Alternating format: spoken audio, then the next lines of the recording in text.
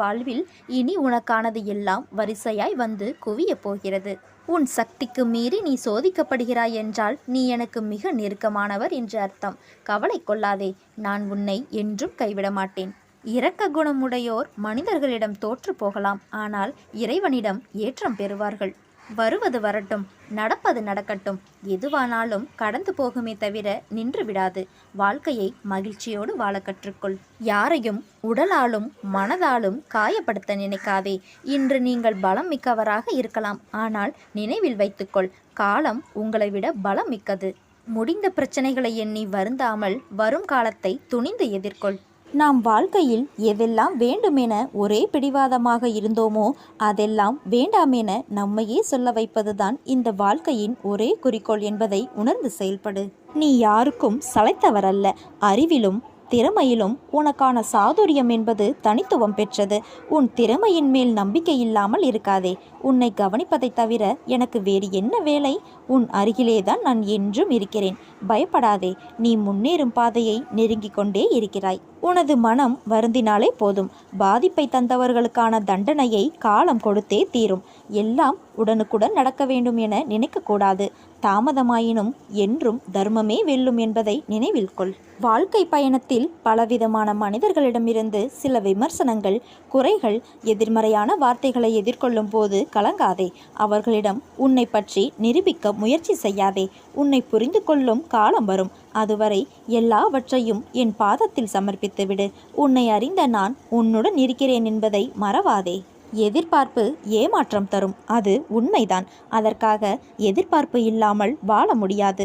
அதனால் யாரிடம் எதிர்பார்க்க வேண்டும் என்பதை தெரிந்து கொள். எதிர்பார்ப்பு ஏமாற்றம் தரும், அது உண்மைதான். அதற்காக எதிர்பார்ப்பு இல்லாமல் வாழ முடியாது. அதனால் யாரிடம் எதிர்பார்க்க வேண்டும் என்பதை தெரிந்து கொள். உன் சாயப்பா நான் இருக்க நீ பிறரிடம் கையேந்தக்கூடாது. உனக்கானது என்றால் நீ எங்கு இருந்தாலும் அது உன்னை தேடி வரும். உன்னை அது தேடி வரவில்லை என்றால் அது உனக்கானது இல்லை.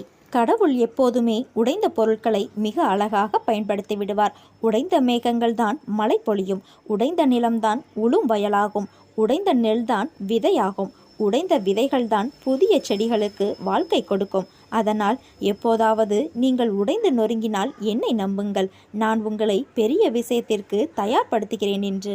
நீ தற்போது சந்திக்கும் சூழ்நிலையை நினைத்து வருத்தப்படாதே. அனைத்தும் என் ஆசீர்வாதத்தின் பேரில்தான் நடந்து கொண்டிருக்கிறது. உன்னை எந்த சிக்கலிலும் சிக்க விடமாட்டேன். நான் அனுமதித்துதான் நீ அங்கே இருக்கிறாய். அங்கே எந்த தொந்தரவும் இல்லாமல் உன்னை நான் பார்த்து கொள்வேன் என்று உறுதியளிக்கிறேன். நீ உன் வேலையில் மட்டும் கவனம் செலுத்து. மற்றதை நான் பார்த்து கொள்கிறேன். நானே உனது தெய்வம் என்ற திடமான நம்பிக்கை கொண்ட உங்களின் பிரார்த்தனைகள் எல்லாம் நான் ஏற்றுக்கொண்டேன். பலன்களை பெற இன்று என் துவாரகமாய்க்கு வா. நான் அக்னி, தீயவர்களின் தீமையை பொசுக்கி விடுவேன். நானே வர்ணன், தீயவர்களை பெரும் வெள்ளமாக அடித்து சென்று விடுவேன். நானே சூரியன், அனைத்தையும் பார்த்து கொண்டு சாட்சியாக இருக்கிறேன். நானே பிரம்மா, என்னை அண்டியவர்களுக்காக நான் புதிதாக உருவாக்குவேன். நானே விஷ்ணு, என் பக்தர்களை பாதுகாக்க அவர்களுக்குள்ளேயே உரைகிறேன். நானே ருத்ரன், என் பக்தர்களுக்கு எதிராக கிளம்புகிற கொடியோர்களின் காலக்கணக்கை முடித்து வைப்பேன். உன்னை காக்கும் நான் என்றைக்கும் கண்மூடுவதும் இல்லை, கைவிடுவதும் இல்லை. உன் வாழ்க்கையில் நான் எப்படி எல்லாவற்றையும் திருப்புகிறேன் என்று இப்போது பார். நீயே ஆச்சரியப்படுவாய். அனைத்து மகிழ்ச்சியோடும் உனக்கு ஒரு புதிய ஆரம்பம் கிடைக்கும். துன்பத்திலிருந்து உனக்கு விடுதலை கிடைக்கப் போகிறது குழந்தையே. 21 நாட்களில் நீ நன்மை அடையப் போகிறாய். வாழ்க்கையில் நீ தேடும் ஒன்று உன்னை விட்டு தள்ளி செல்கிறது என்று யோசிக்கிறாயா? உன் பிரச்சனைகள் என்னவென்று நீ சொன்னால்தான் எனக்கு தெரியுமா என்ன? உனக்குள்ளேதான் நான் இருக்கின்றேன். நான் உனக்கு புலப்படவில்லையா? என்னை நீ மறந்துவிட்டாய் என்றும் உதாசீனப்படுத்தி விட்டாய் என்றும் நான் கூறவில்லை. அவ்வாறு நீ செய்யவும் மாட்டாய்.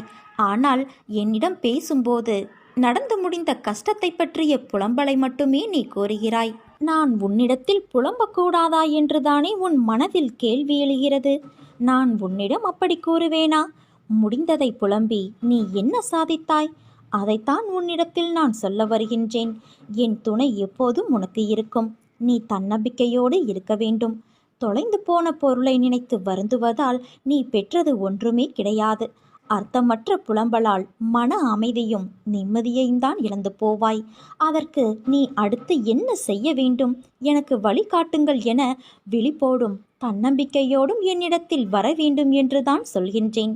நீ நினைத்ததை விட அதிகமாக ஜெயிப்பாய். அதனால் நீ எதற்கும் பயப்படாதே, கலங்காதே. உன்னில் நிச்சயம் வெற்றி என்ற தீபத்தை நான் ஏற்றுவேன்.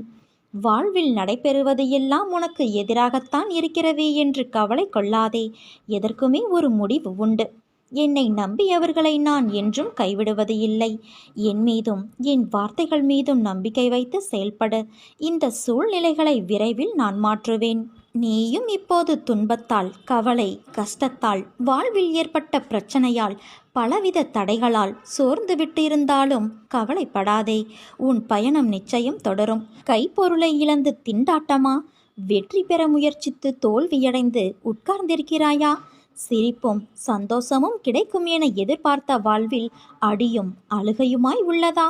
வீட்டை அழுக்காக்க பிள்ளை வரம் கேட்டு வெகு காலமாய் அழகான வீடும் அழுத முகமுமாக இருக்கிறாயா? பயப்படாதே. உன் பயணம் இத்தோடு முடிந்து விடுவதில்லை. இதோ நான் உனக்காகவே இருக்கின்றேன். உன்னுடைய பயணத்தை நான் மீண்டும் தொடங்கி வைக்கப் போகிறேன். தைரியத்தோடு எழுந்திரு. ஏன் என் மீது இவ்வளவு கோபம் உனக்கு? உன் உடம்பில் ஏற்பட்ட காயத்திற்கு நீ வலியால் துடிக்கிறாய். ஆனால் எனக்கு அதைவிட உன் மனவலிதான் பெரிதாக தெரிகிறது. அதனால் நான் சரி செய்ய அதிக கவனம் கொண்டுள்ளேன். உடம்பில் ஏற்பட்ட காயத்தை விட உன் மனதில் ஏற்பட்ட காயம் என்பது மலை போன்றதாய் இருக்கிறது. மற்றவர்களது வார்த்தைகள் உன் மனதில் வடுவாய் தேங்கி நிற்கிறது. அதை நான் சரி செய்கிறேன். அந்த வழி எப்படி இருக்கும் என்று தெரிந்தும் நீ மற்றவர்களை வார்த்தைகளால் புண்படுத்தலாமா? அவர்களுக்கும் அது காயம்தானே. ஒருவனுக்கு உண்மையான எதிரி வெளியே இருப்பவர்களல்ல, அவனுடைய மனம்தான் முதல் எதிரி. உனக்கு ஒரு நிகழ்வுகள் நடந்தால் அதை மிக பெரிதாக சித்தரிப்பதும் உன் மனம்தான். அதை சிறிதாக சித்தரிப்பதும் உன் மனம்தான். உன் பகைவன் கூட எண்ணாத எண்ணங்களை உன் மனம் எண்ணமிடும். உன் மனம் என்பது அப்படி நடந்து விடுமோ, இப்படி நடந்து விடுமோ என்று ஒரு கற்பனை பயத்தை உணர வைத்துவிடும். நீ நல்லது நினைத்தாலும் அதை உனக்கே வேறு முகமாக சித்தரிப்பது உன் மனம். அந்த நிமிடம் மௌனமாக அதை கடக்கச் செய்து அந்த எண்ணத்தை தொலைத்து எறி. இப்படி செய்தால் உன் மனம் என்பது உனக்கு பகைவனாக இல்லாது தோள் கொடுக்கும் தோழனாக இருக்கும். நம் மனம் நல்லது கெட்டது என எல்லாம் நிறைந்ததுதான். உன்னுடைய நல்லதை பிறருக்கு நல்லதாக மாற்று. கெட்டதை வென்று அதை உனக்கான நியாயத்தை உணர்த்தும் நியாயமான பாதையாய் மாற்று. இதற்கான அர்த்தம் என்ன என்பதை நான் கூறுகிறேன் கேள். தீயில் கையை நீட்டினால் சுடும் என்பதை அறிந்து நீ கையை தள்ளி வைத்தாய் என்றால் அதை புரிந்து நீ நடந்தாய் என்பது அர்த்தம்.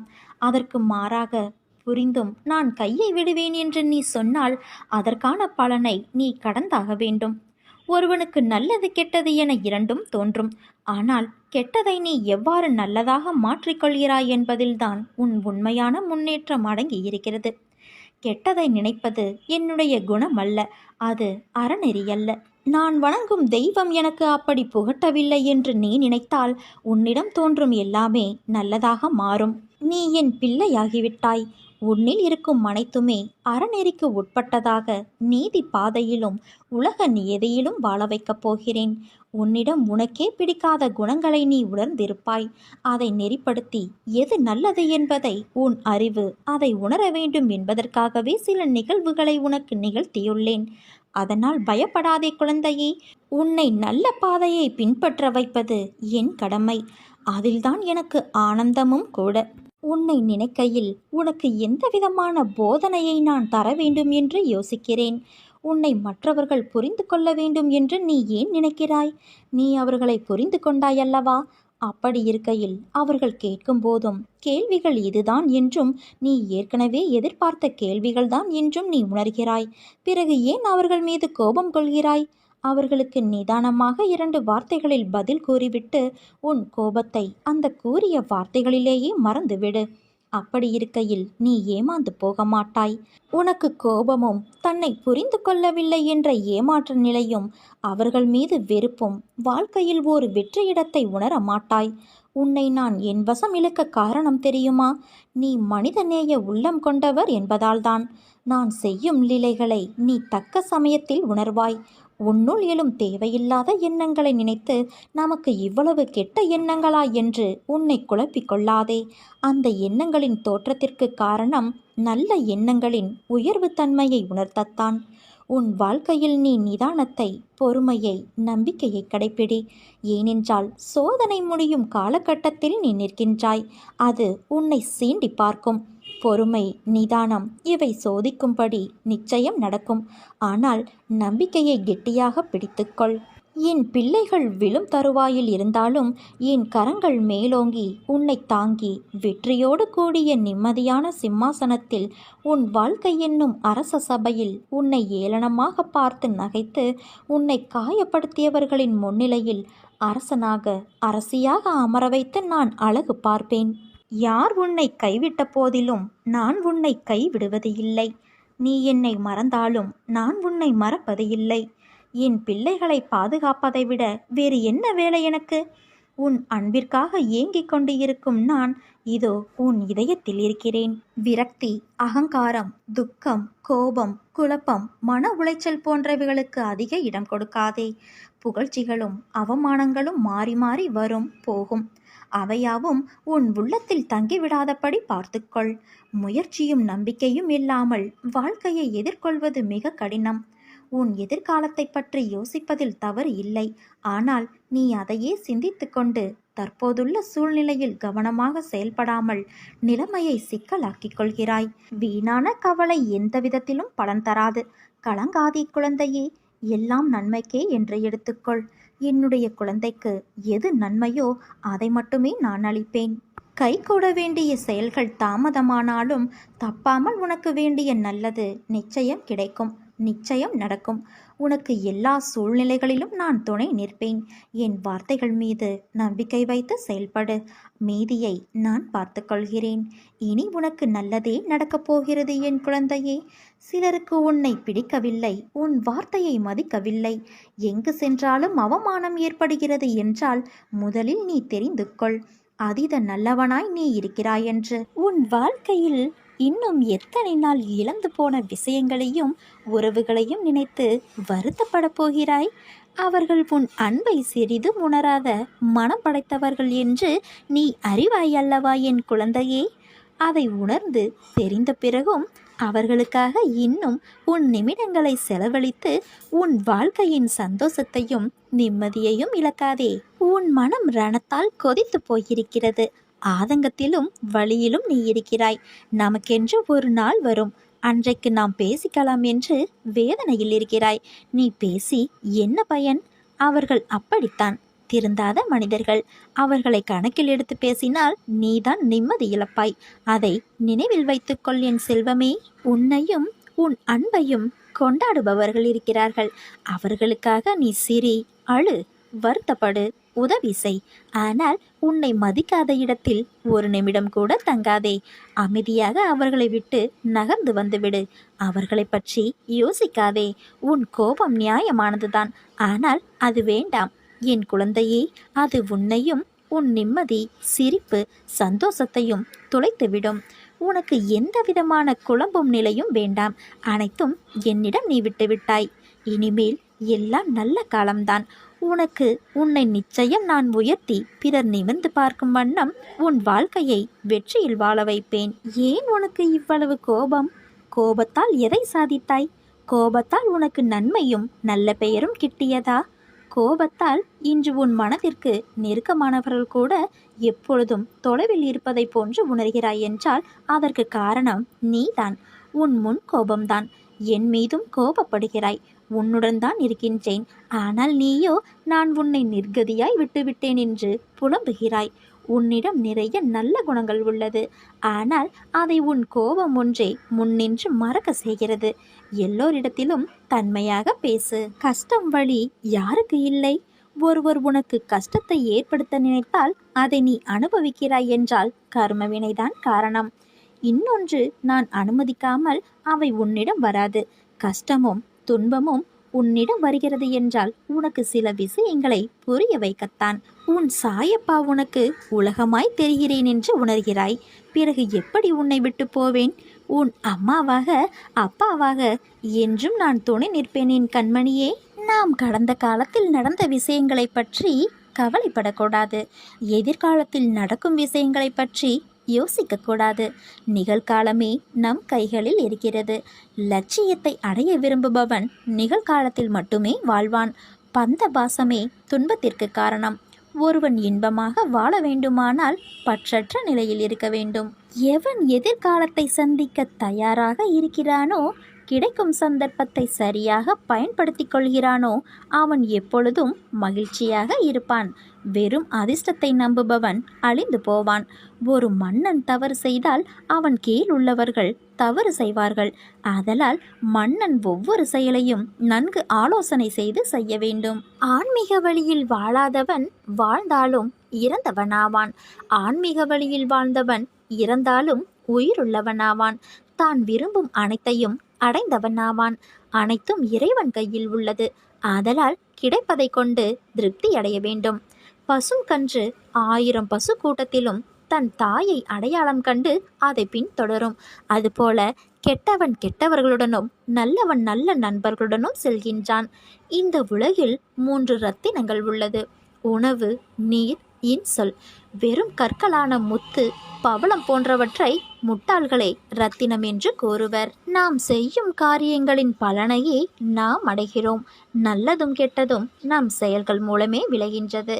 முன் செய்த பாவ புண்ணிய பலன்களை நாம் இன்று அனுபவிக்கின்றோம். கலங்காதே, நான் இருக்கிறேன் உன்னோடு எங்கும் எப்போதும். நம்பிக்கையோடு காத்திரு.